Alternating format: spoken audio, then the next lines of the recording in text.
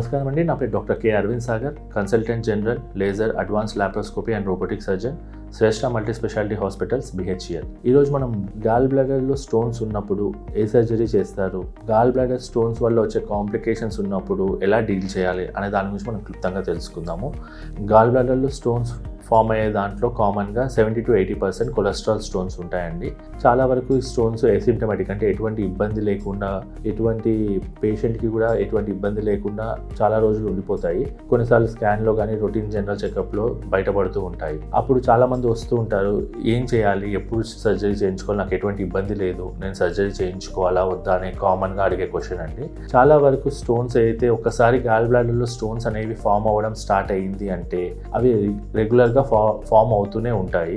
లేదు అంటే దాన్ని కంటిన్యూస్గా మెడిసిన్స్ ద్వారా ఫామ్ అవ్వకుండా మెడిసిన్స్ వేసుకోవాల్సి ఉంటుంది. చిన్న చిన్న స్టోన్స్ అంటే 2 to 3 mm or 4 mm వరకు స్టోన్స్ చాలా వరకు ఇబ్బంది లేకుండా పాస్ అవుతుంటాయి.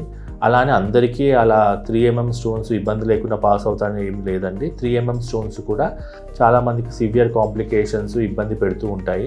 ఎందుకంటే ఈ స్టోన్స్ షార్ప్ ఎడ్జెస్ ఉన్నాయనుకోండి, అవి మూవ్ అవుతున్నప్పుడు లోపల నుంచి వెళ్తే ఆ పైప్లో మ్యూకోజాని కట్ చేసి దాంట్లో బ్లడ్ రావడము, సివియర్ పెయిన్ రావడము, ఆ పెయిన్ 1/2 hour నుంచి 8 hours వరకు కూడా తగ్గకపోవడము, ఇవన్నీ కాంప్లికేషన్స్ వస్తూ ఉంటాయి. అలానే గాల్ బ్లాడర్లో వచ్చే స్టోన్స్ ఒక్కసారి చూసినట్టయితే అవి గాల్ బ్లాడర్ స్టోన్స్ అనేవి మనం టైంకి సర్జరీ చేయించుకోకుండా నెగ్లెక్ట్ చేసినట్టయితే అవి ముందుకు వెళ్ళి రకరకాల కాంప్లికేషన్స్ని కాజ్ చేస్తాయి.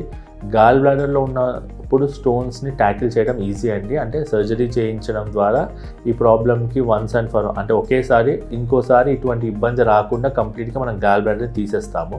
కానీ ఒక్కసారి గాల్ బ్లాడర్లోంచి స్టోన్ అనేది బయటికి వెళ్ళి అక్కడ స్టక్ అయ్యింది అనుకోండి, మనం కంపల్సరీ ఎండోస్కోపీ ERCP అంటాము. ఎండోస్కోపీ ద్వారా ERCP చేసి ఆ స్టోన్ అక్కడి నుంచి తీసి అక్కడ స్టెంట్ వేసిన తర్వాత మాత్రమే మనం ఈ సర్జరీ చేయించుకోవడానికి వస్తుంది. అంతవరకు పేషెంట్ ఇబ్బంది పడాల్సి ఉంటుంది. సో ఈ ఇబ్బందులు అనేవి మనం అవాయిడ్ చేయాలి అంటే మనం కంపల్సరీ స్టోన్స్ అనేవి మనకి ఒక్కసారి కనపడంగానే సర్జరీ ఎంత తొందరగా వీలైతే అంత తొందరగా సర్జరీ చేయించుకోవడం మంచిది. ఎందుకంటే ఇది ఎప్పటికైనా చేసుకోవాల్సిన సర్జరీయే. ఎన్ని రోజులు డిలే చేస్తే అంత ఇబ్బంది పేషెంట్ పడాల్సి ఉంటుంది. అంత కాంప్లికేషన్స్ అయినప్పుడు అవుట్కమ్స్ అనేవి అంత మంచిగా ఉండవు. ఇనిషియల్ స్టేజ్లో ఏ ఇబ్బంది లేనప్పుడు సర్జరీ చేయించుకోవడం వల్ల అవుట్కమ్ అనేది చాలా బాగుంటుంది. కాంప్లికేషన్స్ కూడా చాలా తక్కువగా ఉంటాయి.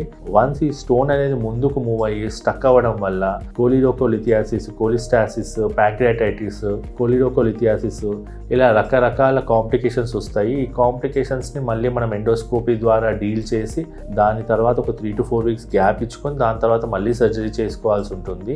ఈ కాంప్లికేషన్స్ అనేవి చాలా సివియర్గా ఉంటాయి. పేషెంట్కి పెయిన్ అనేది కూడా చాలా సివియర్గా ఉంటుంది. దానివల్ల వాళ్ళు ఫుడ్ సరిగ్గా తీసుకోలేకపోతారు, సరిగ్గా వాళ్ళ డే టు డే యాక్టివిటీస్ కూడా ఇబ్బంది పడుతూ ఉంటారు. సో వన్స్ ఒక్కసారి గాల్ బ్లాడర్లో స్టోన్స్ అనేవి ఫామ్ అయ్యాయి, దానివల్ల ఇబ్బంది అనేది స్టార్ట్ అవుతుంది అంటే ఇమీడియట్గా లాప్రోస్కోపీ ద్వారా ఈ సర్జరీ చేయించుకోవచ్చు.